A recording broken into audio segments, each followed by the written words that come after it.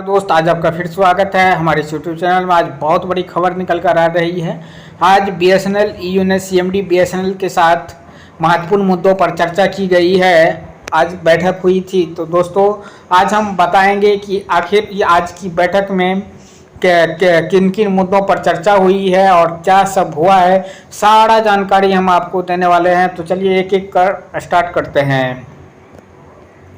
17/10/2024 को BSNL EU ने CMD BSNL को एक पत्र लिखा और गैर कार्यकारियों और कंपनी से संबंधित कुछ महत्वपूर्ण मुद्दों पर चर्चा करने के लिए एक बैठक का अनुरोध किया था।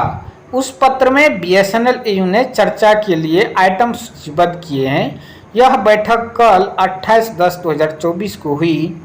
यूनियन की ओर से कॉमरेड अभिनेश मित्रा अध्यक्ष, कॉमरेड पी अभिमन्यु महासचिव और कॉमरेड अश्विन कुमार आयोजन सचिव ने इस बैठक में भाग लिया।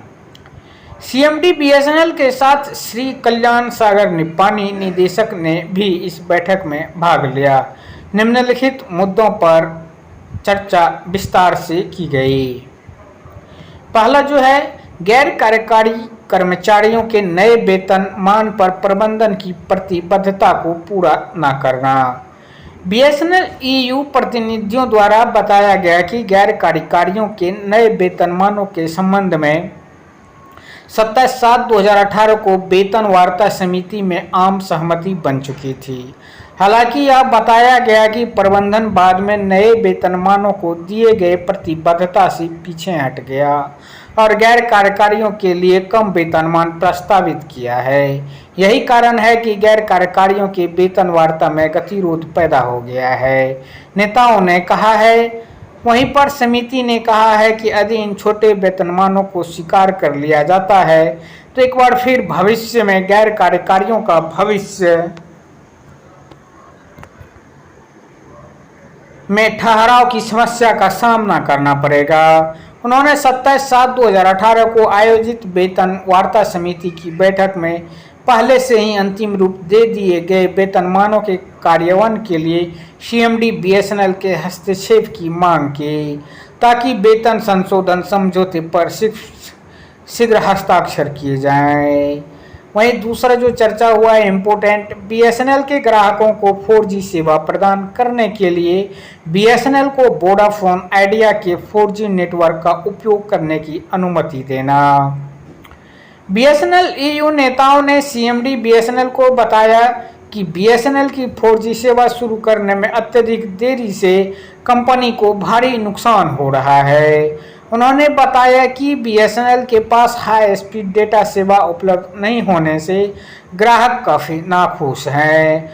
उन्होंने माननीय संचार मंत्री श्री ज्योतिरादित्य सिंधिया द्वारा हाल ही में दिए गए बयान की ओर भी ध्यान दिलाया, जिसमें उन्होंने कहा था कि बीएसएनएल के 4G बीटीएस की कमिंसिंग जून 2025 में ही पूरी हो पाएगी। नेताओं ने मांग की कि एक अस्थायी उपाय के रूप में बीएसएनएल को अपने ग्राहकों को 4G सेवा प्रदान करने के लिए वोडाफोन आइडिया के 4G नेटवर्क को साझा करने के लिए कदम उठाने चाहिए। हालांकि सीएमडी बीएसएनएल ने इस मांग को स्वीकार नहीं किया। उन्होंने बताया कि वोडाफोन आइडिया का टैरिफ बहुत अधिक है, जिसके परिणाम स्वरूप बीएसएनएल को वोडाफोन आइडिया की 4G नेटवर्क को उपयोग नहीं कर सकता है। वहीं पे तीसरा जो इम्पोर्टेंट न्यूज़ पे चर्चा किया गया है, बीएसएनएल के एफटीटीएच कनेक्शनों का बड़े पैमाने पर डिस्कनेक्शन। एफटीटीएच कनेक्शनों का प्रावधान और रखरखाव बीएसएनएल द्वारा किया जाना चाहिए। बीएसएनएल ईयू की प्रतिनिधियों ने सीएमडी बीएसएनएल के ध्यान में लाया कि बीएसएनएल के एफटीटीएच कनेक्शन बड़े पैमाने पर सरेंडर हो रहे हैं। उन्होंने कहा कि एफटीटीएच भागीदारों द्वारा सेवा का बहुत खराब रखरखाव इन सरेंडर के पीछे मुख्य कारण था। उन्होंने केरल का उदाहरण दिया, जहां बीएसएनएल के एफटीटीएच कनेक्शनों को आसपास का अनुपात 42% है। इसलिए उन्होंने मांग की कि बीएसएनएल को टीआईपी को त्याग देना चाहिए और एफटीटीएच सेवा के लिए प्रावधान और रखरखाव को अपने ऊपर ले लेना चाहिए। हालांकि सीएमडी बीएसएनएल ने कहा कि इस प्रस्ताव को लागू नहीं किया जा सकता है, क्योंकि बीएसएनएल के पास इस प्रस्ताव को लागू करने के लिए पर्याप्त मानव शक्ति नहीं है। सीएमडी बीएसएनएल ने जोर देकर कहा कि कर्मचारियों को बीएसएनएल के लिए एफटीटीएच कनेक्शनों का विपणन करना चाहिए। अब है चौथा जो इम्पोर्टेंट न्यूज है, महाराष्ट्र सर्कल के एसटी अधिकारियों को सेवानिवृत्त लाभों के भुगतान पर दूरसंचार विभाग के आदेशों का क्रियान्वयन न किया जाना। महाराष्ट्र सर्कल के कई एसटी कर्मचारियों के सेवानिवृत्त लाभों का निपटारा नहीं किया गया है। जाति प्रमाण पत्र का सत्यापन पूरा नहीं होने के बहाने सेवानिवृत्त लाभ का भुगतान नहीं किया जाता है। यह डीओटी के आदेशों का पूर्ण उल्लंघन है। 22 मार्च 2022 को डॉट ने संबंधित डीओटी का आदेश का हवाला देते हुए सीएमडी बीएसएनएल को स्पष्ट निर्देश जारी किया, जिसमें कहा गया कि जाति प्रमाण पत्र का सत्यापन पूरा नहीं होने के कारण सेवानिवृत्त लाभों का भुगतान रोका नहीं जाना चाहिए। हालांकि उसके बाद भी महाराष्ट्र सर्कल के कई एसटी कर्मचारियों के सेवानिवृत्ति लाभों को जाति प्रमाण पत्र का सत्यापन पूरा नहीं होने के बहाने रोक दिया गया है। बीएसएनएल ईयू ने कल की बैठक में सीएमडी बीएसएनएल के साथ इस मुद्दे पर चर्चा की और मांग की कि इस विषय पर दूरसंचार विभाग के आदेश को तुरंत लागू किया जाना चाहिए। छठा जो न्यूज है, कर्मचारियों को त्योहार अग्रिम की स्वीकृति। दूरसंचार विभाग के गठन के बाद से ही कर्मचारियों को फेस्टिवल एडवांस मिल रहा है। बीएसएनएल के गठन के बाद भी यह व्यवस्था जारी रही, लेकिन पिछले महीने सीएमडी बीएसएनएल ने कंपनी की वित्तीय संकट का हवाला देते हुए फेस्टिवल एडवांस का भुगतान बंद कर दिया था। बीएसएनएल ईयू ने 1 साल पहले ही तत्कालीन सीएमडी बीएसएनएल के समक्ष यह मुद्दा उठाया था, लेकिन मांग नहीं मानी गई। कल की बैठक में सीएमडी बीएसएनएल के समक्ष फिर से यह मुद्दा उठाया गया। प्रबंधन ने आश्वासन दिया है कि इस मुद्दे पर सकारात्मक रूप से विचार किया जाएगा।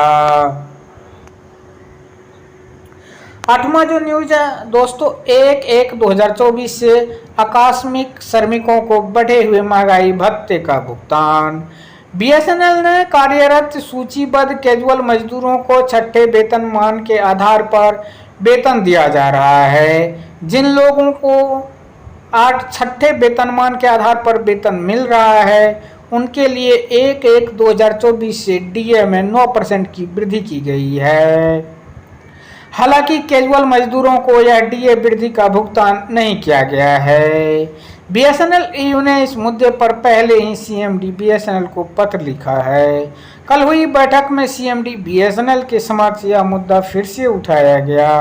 सीएमडी बीएसएनएल ने मांग को स्वीकार करते हुए आश्वासन दिया कि भुगतान जल्द ही किया जाएगा।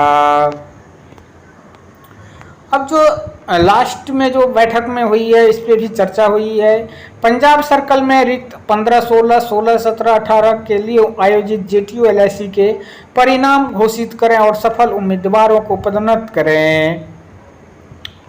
बीएसएनएल ईयू ने कल 28/10/2024 को बीएसएनएल के सीएमडी ए रॉबर्ट जे रवि के साथ एक बैठक की, जिसमें 15, 16, 16, 17, 17, 18 के रिक्त वर्षों के लिए पंजाब सर्कल में आयोजित जेटीओ एलआईसी को रद्द करने के संबंध में चर्चा की गई।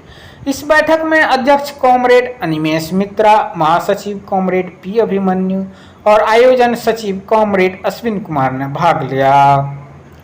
सीएमडी बीएसएनएल के साथ बैठक में निदेशक श्री कल्याण सागर निप्पानी भी उपस्थित थे। बीएसएनएल ईयू नेताओं ने सीएमडी बीएसएनएल को इस मुद्दे की पूरी पृष्ठभूमि बताई। नेताओं ने सवाल किया, जब समान रिक्त वर्षों के लिए अन्य सर्कलों में आयोजित जेटीयू एलआईसी के सभी सफल उम्मीदवारों को पदोन्नत किया जाता है। इसके अलावा नेताओं ने सीएमडी बीएसएनएल से इन जेटीयू एलआईसी के परिणामों को तुरंत घोषित करने का अनुरोध किया और साथ ही अतिरिक्त पदों का सृजन करके सभी सफल उम्मीदवारों को पदोन्नत करने का अनुरोध किया। हालांकि सीएमडी बीएसएनएल ने अतिरिक्त पदों के सृजन के लिए यूनियन के प्रस्ताव को अस्वीकार कर दिया। साथ ही उन्होंने निदेशक को इस समस्या का वैकल्पिक समाधान खोजने का निर्देश दिया। बीएसएनएल ईयू इस मुद्दे पर निदेशक के साथ चर्चा करना जारी रखेगा ताकि समस्या का जल्द समाधान किया जा सके। वीडियो अच्छा लगा है तो लाइक कीजिए, सब्सक्राइब कीजिए। धन्यवाद।